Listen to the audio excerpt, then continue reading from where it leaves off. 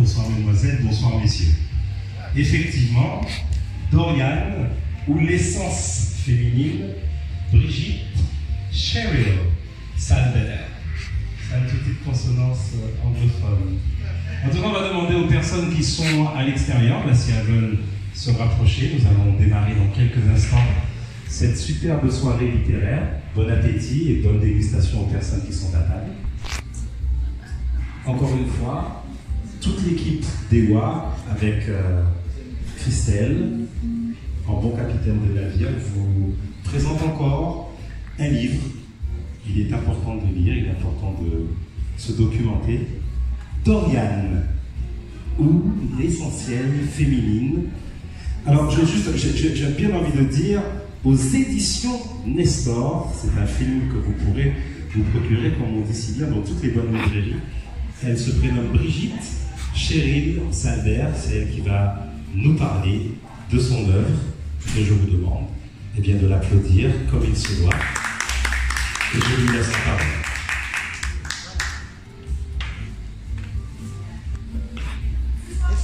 Alors, bien bonsoir à vous tous. Je ne sais pas s'il faut me laisser la parole, puisqu'en fait, la rencontre de ce soir, elle se forme à travers un échange. Donc, je pense qu'il serait beaucoup plus intéressant que vous puissiez me poser des questions. Voilà. Ok. Bonsoir Brigitte et merci de ton invitation. Je ne savais pas pour les livres, comme je viens de te dire, alors j'aimerais savoir la motivation que tu as eue pour écrire ce roman. Alors, ce roman, Dorian ou l'essence féminine, il a été d'abord inspiré par un bousculement intérieur. Alors que j'avais vécu un choc émotionnel assez puissant, je me suis ressentie complètement perdue en me posant la question, est-ce que vraiment je faisais partie de ce monde dans lequel je me sentais très mal à l'aise parce qu'en fait j'étais beaucoup plus dans l'en haut qu'en bas. Je me sentais beaucoup plus en reliance avec la nature. Et c'est vrai que j'avais beaucoup de questionnements intérieurs et la sensation de ne pas appartenir à un groupe humain quelconque, puisqu'à chaque fois que je côtoyais les êtres humains avec lesquels je fonctionnais depuis des années, j'entendais comme un refrain qui se terminait jamais, tu es bizarre, tu es spécial, tu n'es pas normal, tu es folle, voilà. Donc en fait, je crois que je me suis créée toute seule un isolement dans un espace assez particulier, sous un manguier près de chez moi. C'est là où je me sentais bien. C'est là où je me suis posé la question de la naissance. La question à savoir, est-ce que les arbres, la nature, les bêtes avaient une âme?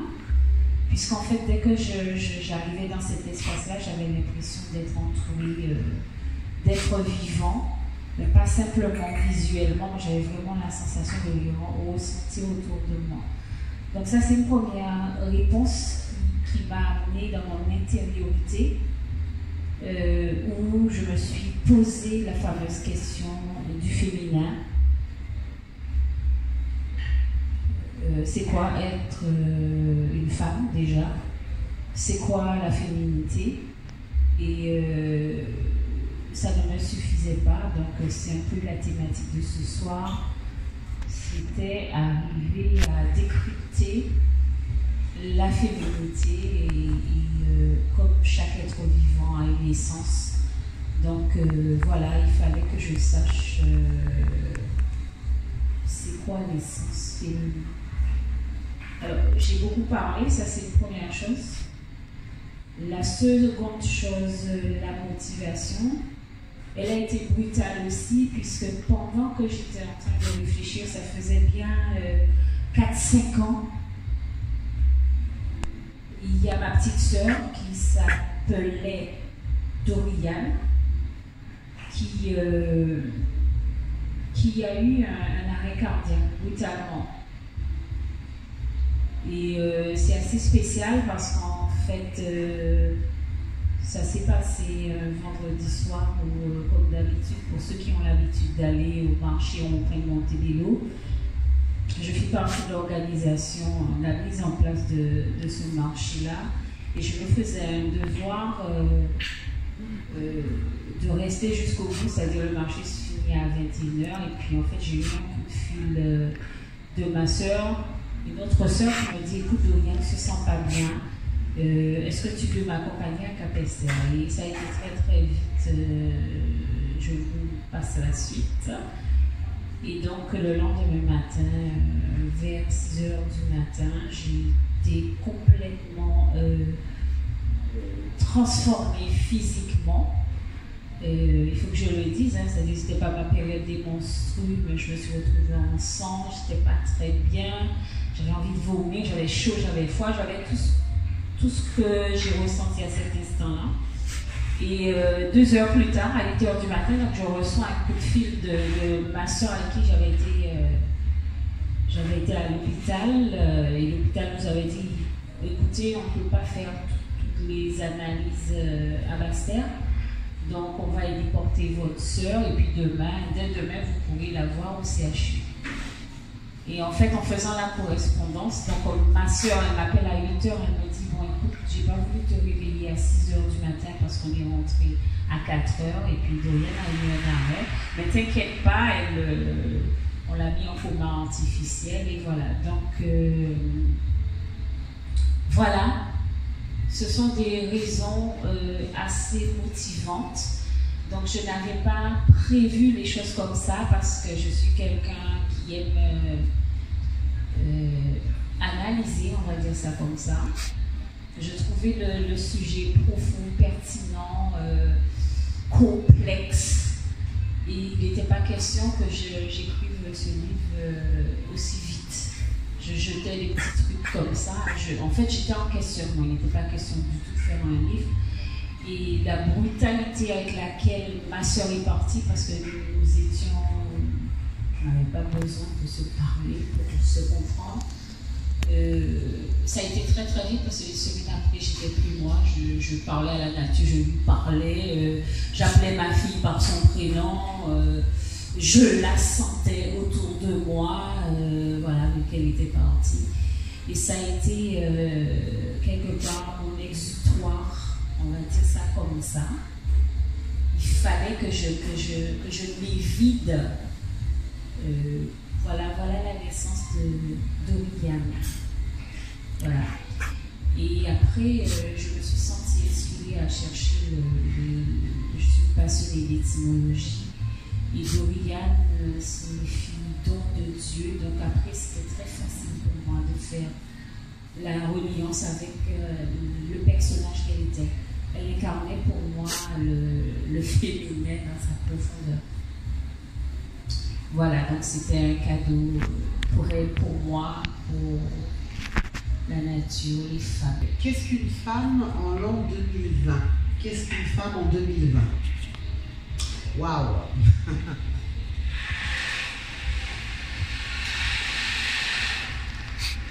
Déjà, moi, je pense qu'il faut connaître la signification de la femme.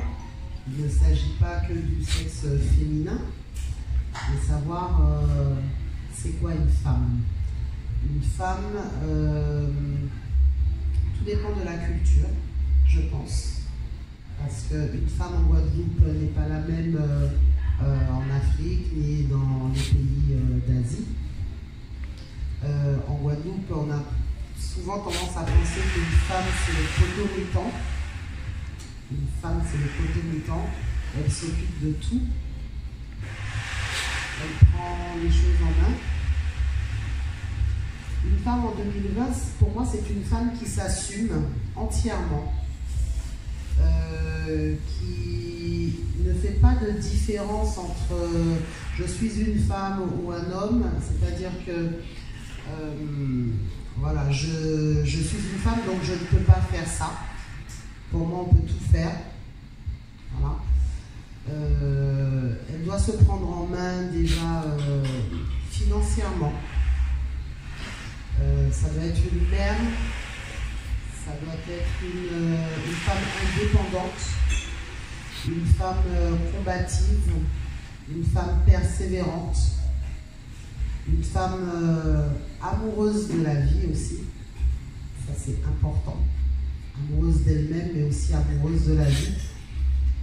Et qui reste debout malgré toutes ces épreuves, ces expériences.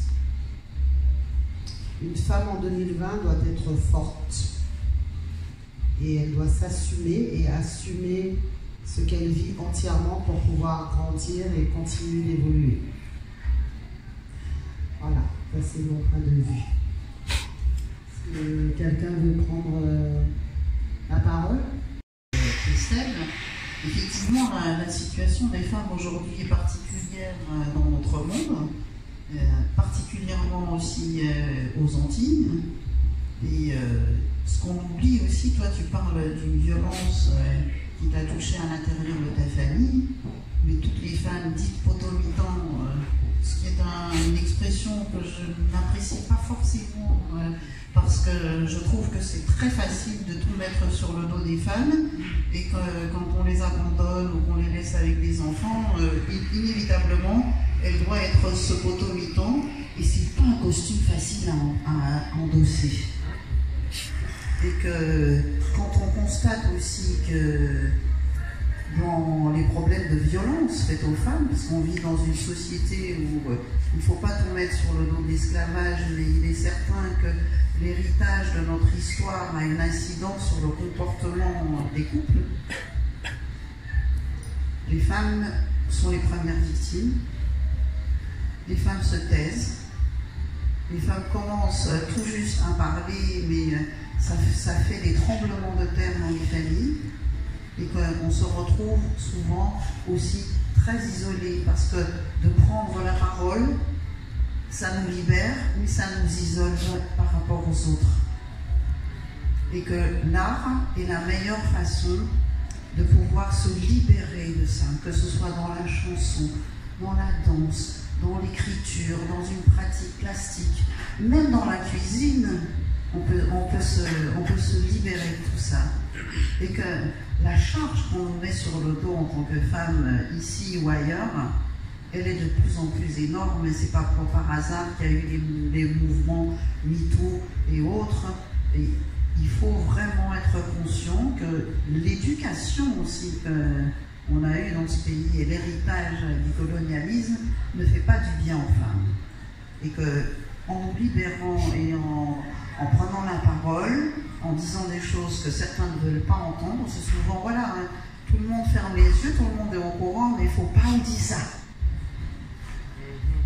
Et que de prendre la parole, d'écrire, de dire, de divulguer, de partager, c'est peut-être la meilleure façon, même si on prendra encore des coups, mais d'une autre façon, de faire avancer le schmilblick, comme disait un certain Coluche. Voilà. Bonsoir, bien bonsoir. Et merci de cet accueil et de nous permettre de s'en rendre compte que le féminin n'est pas simplement une question d'homme ou de femme, mais c'est une question d'essence, comme elle a si bien dit. La féminité et l'essence. Moi, ce que j'aime, enfin, pour répondre directement à la question, la femme de 2020, c'est elle qui crée le mouvement. Et le mouvement dans toute sa féminité. C'est-à-dire que de ne plus pouvoir ressembler à ce qu'elle n'est pas, et que dans toute sa présence féminine, dans toute sa beauté féminine, dans toute son essence et son intelligence, puisque quand elle ne se trompe pas réellement de qui elle est, elle reste intacte, pure dans sa pureté, dans l'action de sa vraie énergie. Et pour moi, la femme en 2020, c'est bien qu'elle se soit avec nous pose la question, parce qu'elle est à l'image de ce qu'elle dit, ce qu'elle est. Et ce qu'elle nous permet de partager à tout instant à son restaurant, c'est elle qui est dans l'action de l'unité. C'est-à-dire elle est dans le dépassement de la question d'homme, de femme, où elle crée le mouvement. Et l'intelligence de ce mouvement doit nous interpeller, nous permettre dans des actions unitaires, où ce n'est plus une question d'homme ou de femme, mais d'équilibre. Je crois que la femme de 2020, c'est elle qui va nous créer l'équilibre dans l'action. Et nous, en tant qu'homme masculin, je parle en tant que physique, avoir la reconnaissance d'où nous venons, qui est-ce qui nous a bercé et qui nous permet d'avoir la tendresse, la douceur de la vie. Parce qu'elle est partout, elle est en tout. Nous avons toujours tendance à l'oublier parce que nous tombons dans un monde matériel. Et la femme, c'est la douceur. C'est cette douceur que nous devons retrouver dans tout ce que nous faisons comme action, comme fonctionnement, comme regard, et pour poser nos sentiments différemment, afin que tout ce qui va se réalise avec cette douceur féminine. Pour moi, la femme en 2020, elle doit prendre les rênes de l'action pour nous amener à l'unité de l'action. Moi, je partage entièrement ce principe féminin de la reconnaissance de la vie, parce que la vie, pour moi, avant tout, elle est féminine. Le masculin, ce n'est que la forme. Mais sans le mouvement, la forme n'a pas de vie. Et d'où je vous remercie pleinement de m'accueillir de votre féminité ce soir. La question était, qu'est-ce que la femme en 2020 ? Bon, je vais faire beaucoup plus court que mon ami Philippe, et je le rejoins totalement sur tout ce qu'il a dit. J'espère surtout que la femme de 2020, quelle que soit son ethnicité, va savoir surtout connaître ou reconnaître sa source. Pour savoir que en elle, grâce à d'autres femmes qui peuvent être une sœur, une cousine, une maman, une grand-mère, etc., il y a des repères. Vous n'êtes pas lancé dans cette aventure qui est votre vie, seul sans repère. Et autant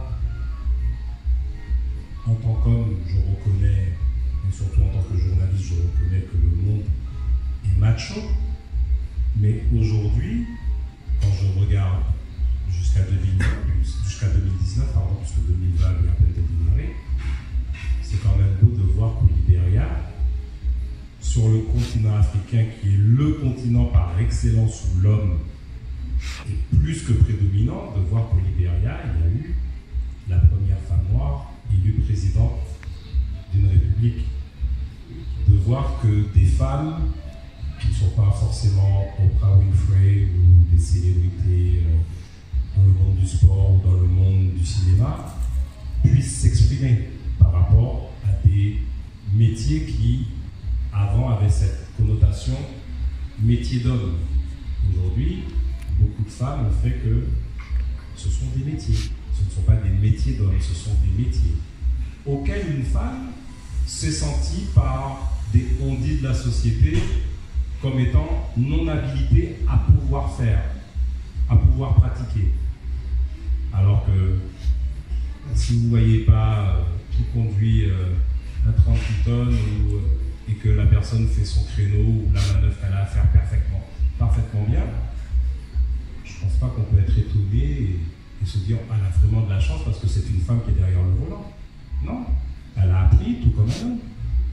Donc j'espère surtout, et je vais terminer sur ça, que la femme de 2020 va être à l'écoute d'autres femmes, va pouvoir se repérer par rapport à d'autres femmes et surtout comprendre qu'elle n'est pas en compétition avec elle-même.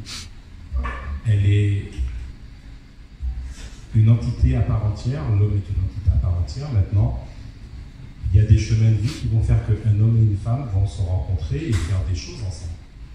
Et j'ai eu la chance de voir de très près un couple que le monde entier a pu observer pendant 8 ans, qui est le couple de Barack et Michelle Obama, et on a pu voir l'unité qu'un homme et une femme pouvaient avoir pour mener aussi bien une vie de famille avec 2 filles qui ont connu à la Maison-Blanche leur adolescence, et de l'autre côté, être un époux et quelqu'un qui peut diriger un pays et être de l'autre côté la première dame d'un pays, être une épouse, être une femme, être une épouse, être une mère de famille. Et je pense que ça m'a fait plaisir de voir beaucoup de noires américaines et ensuite d'américaines voir que, ouais, mais même si mon gars ou mon époux ou mon compagnon, il a tel poste, c'est pas pour autant que je suis dans une ombre, que je suis caché. Non, au contraire. La lumière, je le disais tout à l'heure à mon ami Philippe, le soleil brille pour tout le monde. Le tout est d'accepter que quand le rayon arrive sur toi, ne te cache pas toi-même. Reste et expose-toi au rayon. Donc sincère félicitations, j'attends beaucoup de connaître un peu plus dans les détails ce livre, le contenu de ce livre. Et mes sincères félicitations parce que ce n'est pas chose facile que de se découvrir, d'écrire un livre. Donc, sincères félicitations et j'attends beaucoup de cette rencontre littéraire. Merci. 2020 doit penser à elle, premièrement. Parce que une femme pense souvent aux autres, ses enfants, son mari, son entourage, mais elle doit penser à elle. Parce que quand elle va penser à elle, elle va s'épanouir, elle va retrouver, j'ai envie de dire, son essence féminine. Ça, c'est très, très important. Pour moi, c'est très important. On a trop souvent tendance à s'occuper de tout le reste et puis on s'oublie. Et puis un bon jour, j'existe. On ne doit pas exister à travers l'autre, on existe quoi qu'il arrive. Voilà, ça, je voulais vraiment souligner ce détail avec toute son importance. Il y a des questions qui ont circulé, donc je les attends.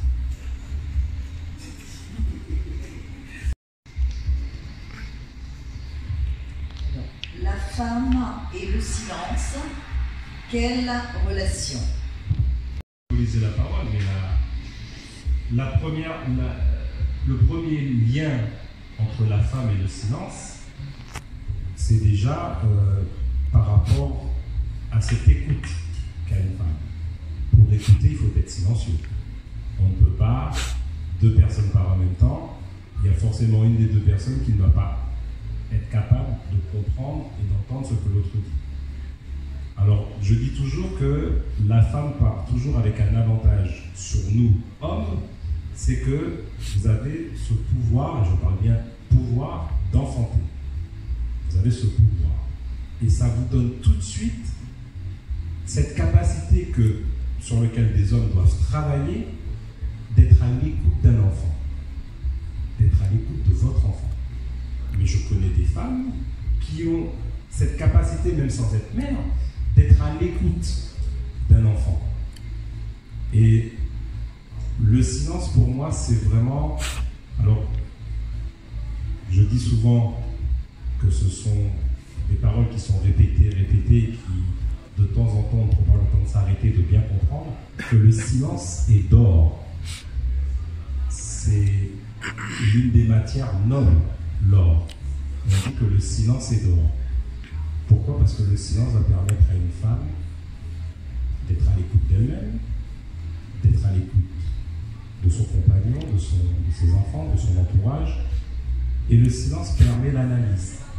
Le silence permet l'analyse. On entend beaucoup maintenant de coach de ceci, de coach de cela. Et à un moment donné, tous ces coachs, ils ont un mot, à un moment précis, ils vont toujours vous dire, trouvez un temps où vous êtes dans le silence, dans la plénitude, dans la quiétude. C'est très bien d'utiliser, de montrer qu'on a du vocabulaire.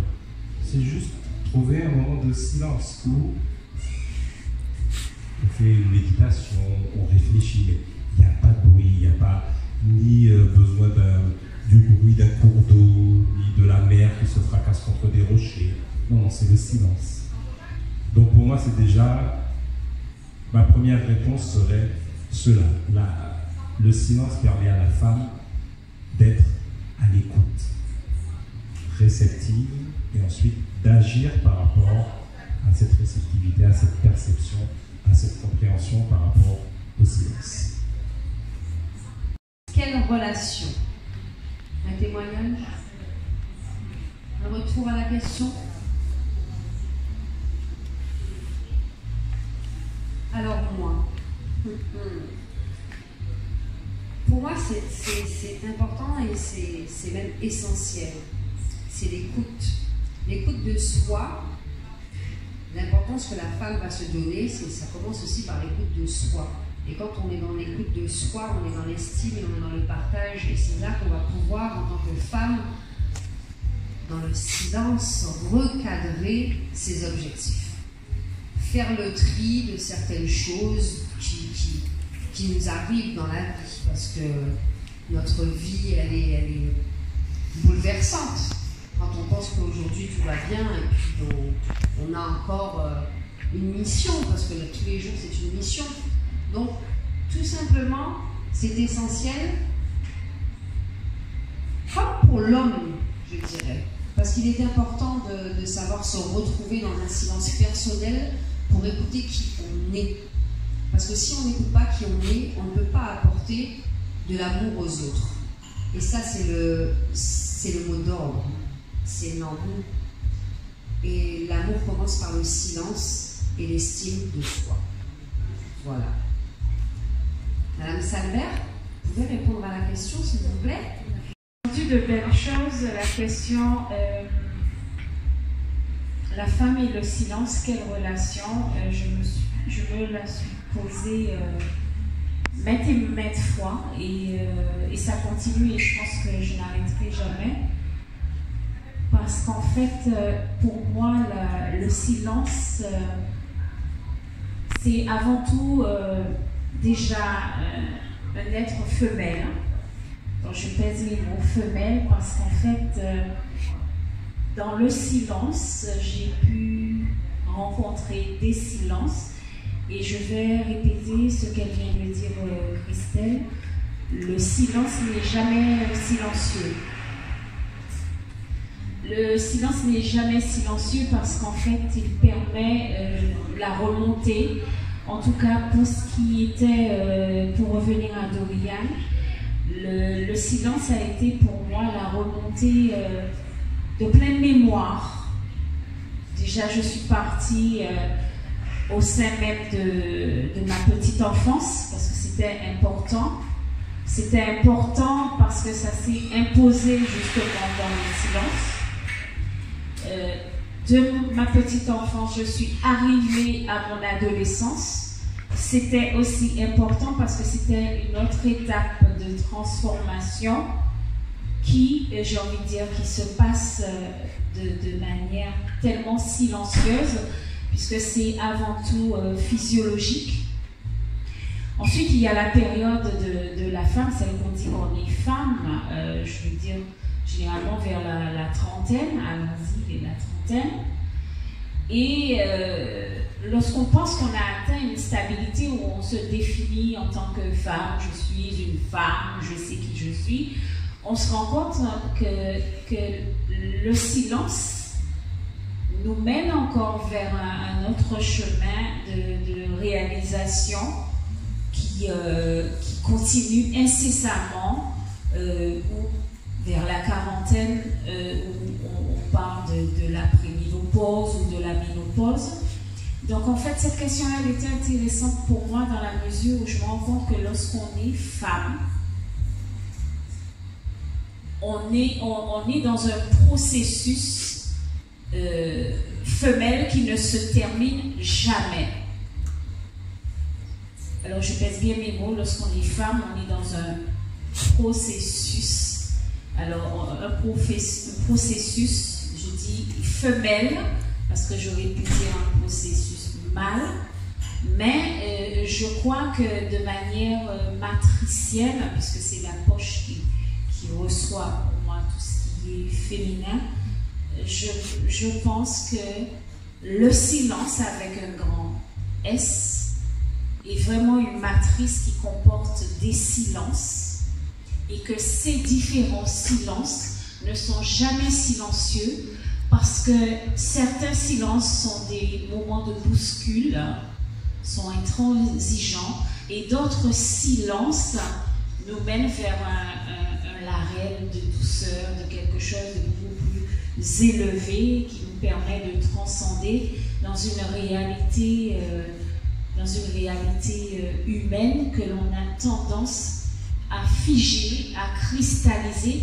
Et c'est d'ailleurs pour cela, je pense qu'on n'arrive pas bien souvent entre l'homme et la femme à discriminer ce qu'est être. Voilà.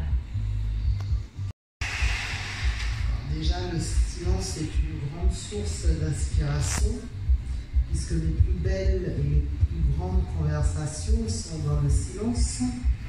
Le silence est une grande conversation, puisque surtout de nos jours, où tout bouge, où on entend plein de bruit, avoir du silence, c'est une vraie bénédiction, à condition de savoir s'en servir. Parce qu'il y en a qui me disent souvent, c'est trop silencieux. Non. C'est-à-dire quand il y a le silence, c'est ta rencontre avec toi-même, avec ton toi intérieur. C'est ta conversation avec cette personne que tu es. Et voilà, donc pour moi le silence c'est une vraie bénédiction. C'est la rencontre avec moi-même pour pouvoir justement, comme tu disais, la transmettre aux autres. Voilà. Moi j'aimerais savoir, est-ce que pour toi le silence... Enfin, je vais essayer de bien formuler ma question. Le silence parfois fait peur. Le silence parfois fait peur parce que quand on se retrouve face à soi-même, on n'est peut-être pas prêt à endosser certaines choses. C'est comme quand se regarder devant un miroir et de se dire bon, qui je suis. Le silence, est-ce que tu penses qu'on doit se préparer du moins à être en silence pour affronter ses peurs? Je crois que dans ta question, il y a plusieurs questions. Oui. Donc, ce sera l'occasion, je ne sais pas quand, de développer, mais je vais essayer de répondre dans ce qui me vient d'emblée, in situ. Le silence fait peur, alors ça dépend de quel silence. Par contre, une chose est sûre, ce que moi je sais par rapport à mon expérience personnelle, c'est que j'ai constaté que l'être humain, du moins mon appartenance au groupal, l'espace caribéen, donc qui avons eu une histoire européenne à la base et qui s'est multipliée grâce à notre mosaïque ethnique, mais nous ne sommes pas habitués, certaines civilisations sont habituées à faire la différence entre la corporalité, le corps qui a un mental, puisqu'on est formé, on est formaté par une éducation, une histoire, un lieu géographique, des parents, un ADN culturel. Donc ça fait partie du corps. Et à mon sens, le silence, c'est vraiment laisser le corps et rentrer dans son en-dedans. Donc c'est pour ça que je pense qu'on n'est pas habitué à visiter son intérieur. Et je crois que justement, lorsque nous sommes confrontés à certaines émotions violentes, surprenantes, fracassantes, ça se passe à l'intérieur. Et en fait, à travers les questionnements, on se rend compte justement que tout vient de l'intérieur et que nous traduisons les choses à l'extérieur. Mais si, par exemple, alors ce n'est pas un conseil, c'est juste une question, et si on faisait le processus inverse, si on regardait notre extériorité pour se dire, mais si je fais ça au dehors, ça vient bien de quelque part. Est-ce que ça ne vient pas de l'en dedans? Et si on refait autrement, si on part de l'en dedans et on se dit après tout, cet en dedans là, il fait partie de moi, en tout cas peut-être d'un des moi, hein, parce qu'après dans le silence on pourrait se dire qu'on a plusieurs moi. Et c'est bien pour ça que je disais que la femme, dans son processus de réalisation, passe par plusieurs étapes. La petite fille, ensuite la jeune fille, ensuite la femme, ensuite la grand-mère. Voilà, ce sont des étapes. Alors, on va me dire, l'homme aussi, il passe par ces étapes-là. Mais effectivement, moi je pense qu'en fait, nous avons une peur. Après, il faudra définir la peur. C'est vaste, hein? Chacun peut donner sa définition. Mais je pense tout simplement qu'on n'est pas habitué à visiter son en-dedans.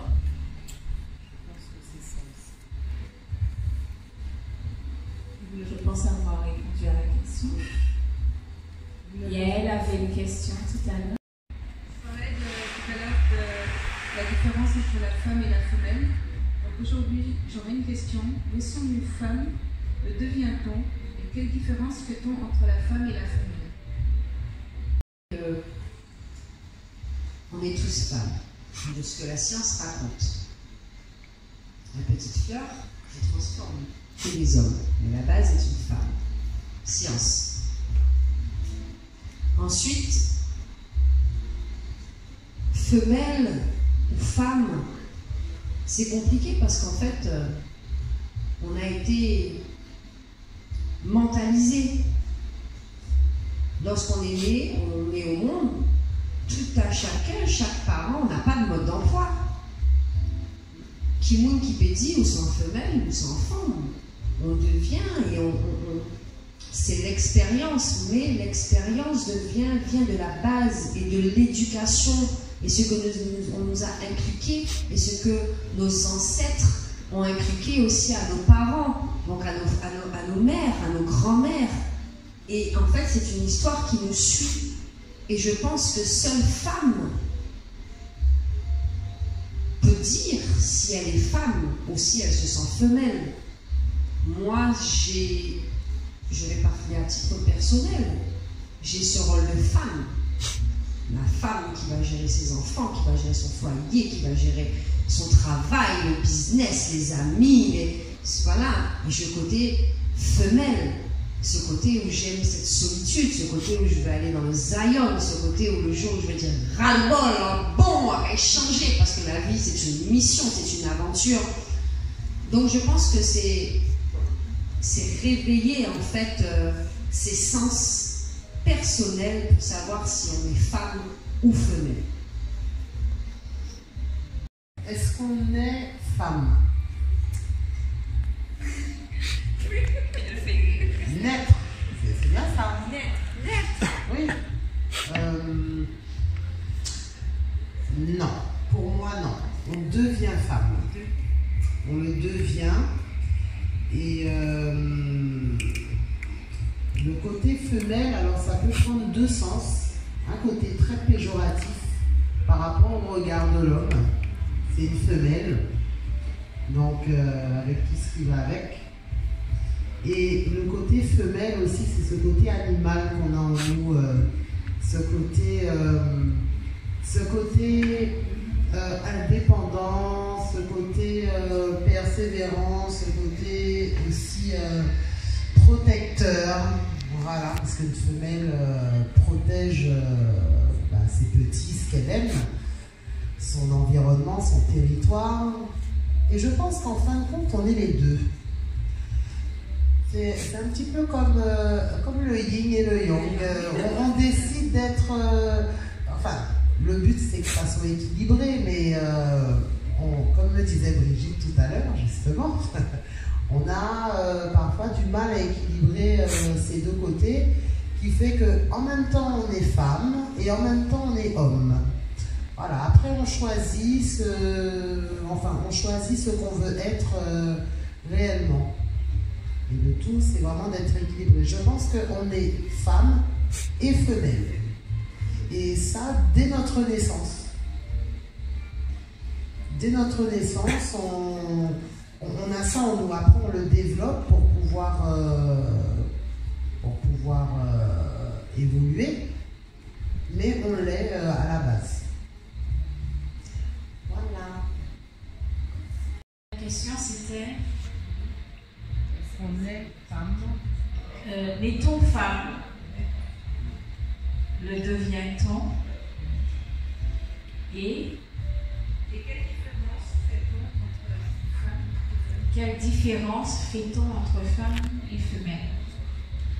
À travers mon cheminement intérieur, je me suis trouvée confrontée à cette question, mais intérieure et personnelle. Est-ce qu'on est femme? Me concernant, et ça n'engage que moi, je ne suis pas née femme. Parce que naître, c'est vraiment, ça aussi, ça demande une définition personnelle ou globale, j'en sais rien. Mais en tout cas, dans la naissance, il y a l'acte d'émergence, de rayonnement. Donc en fait,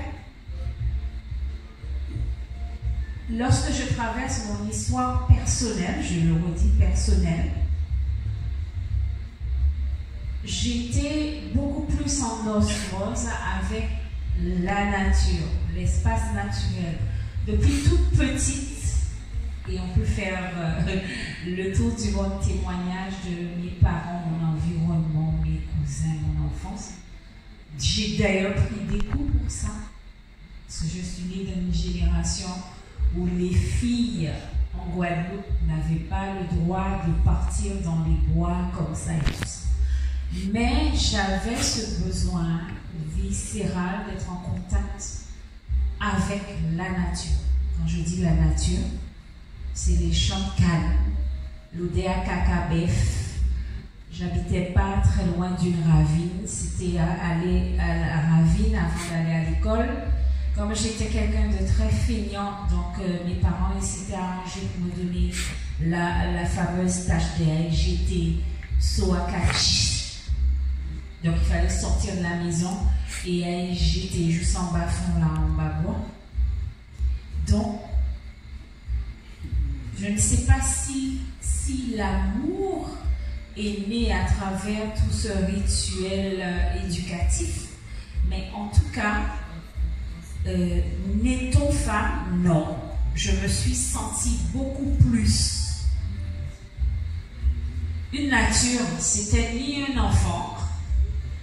C'était ni un enfant. Parce que dans mon espace naturel, quand je suis née petite, il y avait les lacous, donc tous les enfants se retrouvaient ensemble pour faire les tâches ensemble, même si on avait notre maman, notre papa.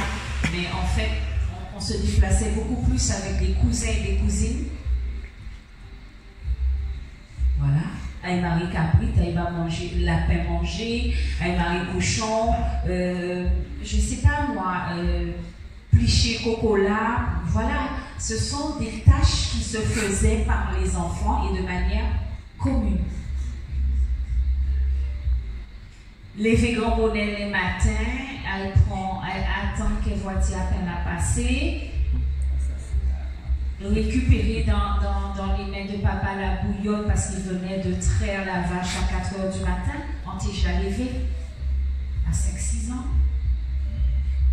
D'accord? Faire la vaisselle dehors avant d'aller à l'école. Donc, j'avais une vibration naturelle. C'était des choses qui se faisaient de manière naturelle. J'entendais même pas prononcer le mot enfant, ni en français ni en créole, parce qu'elle a dit vous sentez mon. De toute façon, nos parents nous auraient jamais dit vous sentez mon, parce qu'on ne se serait jamais interposé en face de nos parents. Donc, il y avait la conscience qu'on était un être, je vais dire ça comme ça. Mais moi, j'étais plus en reliance avec Togo. Alors, vous allez me dire, c'est quoi Togo? Togo, c'était mon chien. C'était un chien créole, mais c'était Togo. Je le revois encore dans ma mémoire. Je vois ses yeux, je me réveillais le matin, je descendais dans les bois avec Togo. Ensuite, mon papa, il savait que j'aimais les cabris. J'avais 2 cabris. D'accord? Et avec ma cousine, aussi, si elle était, elle aurait pu témoigner, avec ma cousine, nous avions une relation très très forte. C'était notre plaisir avant d'aller à l'école, d'aller récupérer, c'était la période des mangues, les mangos matrités, c'était les icates, les gouyaves, tout ça. Et en fait, il me plaisait et il me plaît de sentir encore ces odeurs fortes qui ne sont pas encore parties de ma mémoire. Donc, je me sens nature, premièrement. Ensuite, j'ai envie de dire que je suis en train de devenir une femme. Je pense que je n'ai pas été femme pour plusieurs raisons. Je pense que là, l'état actuel, voilà, je suis une femme. Je suis en train de devenir une femme. Parce qu'en fait, avec toute la fantasmatique de l'inconscient collectif, souvent qui vient du passé, où l'homme, effectivement, s'est érigé à travers son patriarcat à dire une femme, c'est ça. D'accord? Ben, la place de la femme, elle a été contrôlée. Voilà. Alors, ensuite, c'était le devient-on. Donc, je pense que je suis en train de le devenir parce que pour moi, une femme, c'est une essence qui est faite physiquement, physiologiquement pour pouvoir donner la vie. Donner la vie, donc accoucher, accueillir la vie et aider, si possible, je dis bien si possible, à la transmission de la vie et à la transformation de la vie. Alors, pour moi, quelle différence entre femme et féminin, c'est ça? Oui, ton femme le devient, voilà. Alors, là aussi, c'est une expérience personnelle. Je vous ai dit, je suis très nature. Et j'ai été marquée, il y a peut-être de cela 5-6 ans, par une poule gamme. J'aime les bêtes. Devant chez moi, il y avait le matin au moins 28-30 poules gamme. Pour les gens qui ne connaissent pas, ce sont des poules sauvages.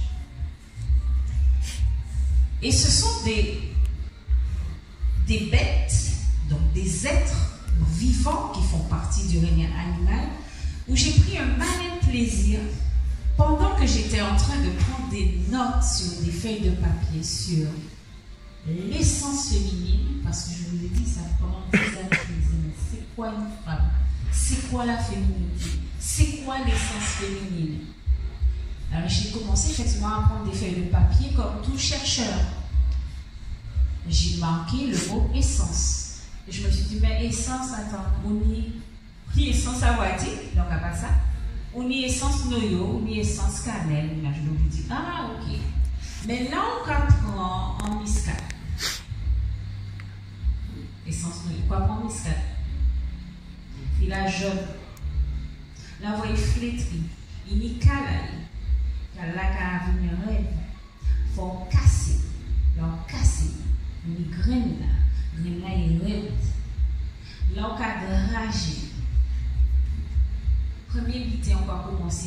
c'est l'odeur. Ça va donner une piste. Regardez pour là au matin. Il était qu'à trouver zéaï. 21 jours. Technique. Technique génétique. Ou qu'à border aura à Nishad. Ijaka ou clé. Ou qu'à avancer petit à plus. Zela et Jaka levé pour ouvert. Ou qu'à avancer en tiouté oreille. Ijaka vin folle. Zie content moun. Bekay Ijaka vin folle. Et souvent, vous fait encanter, il a volé à 6 ans. À part si 20 ans, il a 6 ans, il a bêtisé. Et à partir de ce jour-là, c'est une expérience que j'ai faite volontairement, mais j'ai une relation avec les bêtes ou bêtes là aussi, connaître l'odeur et connaître l'amour. À partir de ce moment-là, je crois que j'ai pris une journée à écrire sur c'est quoi être femelle. Ça, c'est ce que j'ai pu expérimenter à l'extérieur.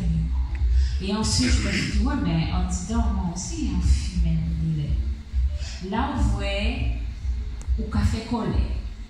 Et on y en bitin qui a décalboré depuis non.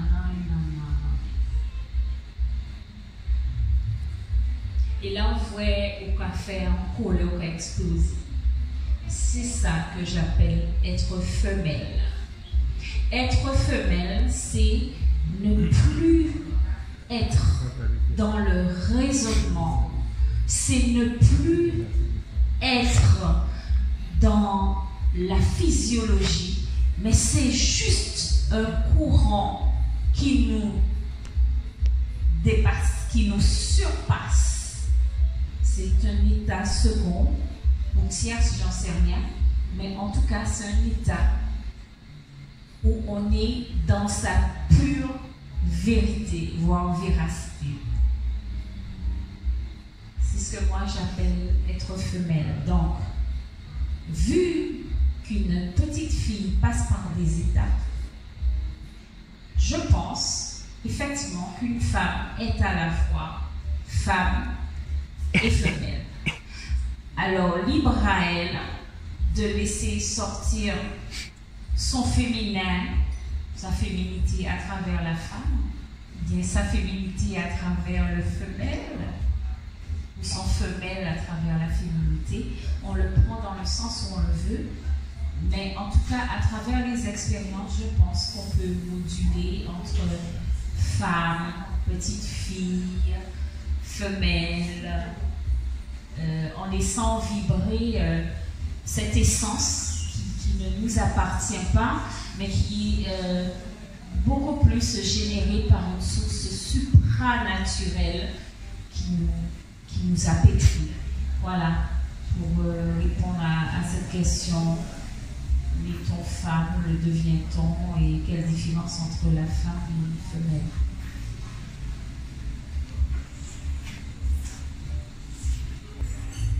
Pour rebondir sur le sujet, je te demanderai, l'essence féminine diffère-t-elle selon les espèces vivantes? L'essence féminine diffère-t-elle selon les espèces vivantes? L'essence féminine diffère-t-elle selon les espèces vivantes? Voilà une question. Alors, on va aller dans la simplicité. C'est quoi l'essence féminine et est-ce qu'elle est différente en fonction des espèces? C'est bien ça la question. Mais en zozio à femme. Mais en même temps, l'essence féminine d'un oiseau va aller dans le sens de l'oiseau et l'essence féminine de la femme. Donc, est-ce qu'elle est différente? Me concernant, non, c'est la même chose.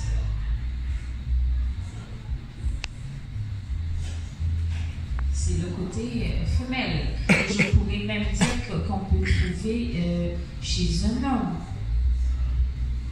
C'est une essence l'invité qu'apprend à tout moment.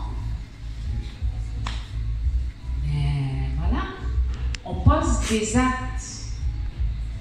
Donc pour moi, quelle que soit l'espèce, ben, Yael, je vais te donner l'exemple. Tu as le lion et la lionne, qui sont deux animaux de la savane en Afrique. Et tu vois leur essence, qui m'ont qu'à chasser? Le mâle? T'es sûr? Voilà. Est-ce qu'elle est capable? Parce qu'elle dit, ouais, mais c'est pour, j'en ai marre, et ça fait. Combien d'années c'est moi qui ai cherché manger là? Non. C'est son essence, c'est sa nature. Voilà. Et le lion, voilà, mais ça n'empêche pas qu'en fait, que chacun soit dans leur unicité. Je ne sais pas si j'ai répondu à ta question. En fonction des êtres, est-ce que l'essence diffère? Non. Non. Par contre, je veux dire, chez un animal, eh bien, l'essence en animaux n'a pas l'essence en homme. L'essence d'un enfant qui est en pleine formation, c'est pas. Et on a fait des dégâts. Moi, la première dans l'éducation des enfants, on en fait plein tous les jours. Et c'est justement là où c'est intéressant de rentrer dans son en-soi. Parce que si on regarde nos enfants comme quand nous étions enfants, on ferait peut-être moins de dégâts. Mais comme lorsque nous sommes adultes, bon, on est formaté et effectivement, on se dit en plus grand que c'est moi qui papa, ou c'est moi qui maman, on mettait assis la terre, on fait quoi ici, non. Mais des fois, on fait des dégâts parce qu'on freine peut-être une belle relation. Donc, est-ce que ça diffère? Ben oui et non, selon dans ce cas-là. Mais chez un animal, son essence reste chez une femme. Voilà. Alors, ta question, elle est intéressante parce qu'en fait, on arrive à ce que je pourrais nommer la rencontre. Qu'est-ce qu'un homme? Qu'est-ce qu'une femme? Sont-ils proches l'un de l'autre dans leur façon d'être, dans leur pas seulement façon d'être, dans leur psychologie, dans leur ressenti, dans leur intériorité, dans leur unicité? Est-ce qu'on accepte l'autre tel qu'il est? Ce sont des questions que je me suis posées, que je me pose et que je continue à fouiller. Devient-on homme? Sommes-nous un homme? Je suis une femme, donc moi j'ai voulu fouiller dans l'essence féminine. Mais c'est quoi un homme? Kaki un homme? Kaki un coco fiolo? Kaki un boclet? Kaki un tébé? Kaki un makanda? On a tous les termes en créole. Kaki en malnom, kaki en morceau fait, kaki en métamanioc. Alors, ce sont des termes en créole qui peuvent faire rire parce qu'on les entend plus, on trouve ça un peu exotique. Mais en fait, ils traduisent vraiment la cartographie de ce que nos parents, voyez quoi. Ah, messieurs, un petit bonhomme. Messieurs, wow, Makanda. Ici, on coco fiolo.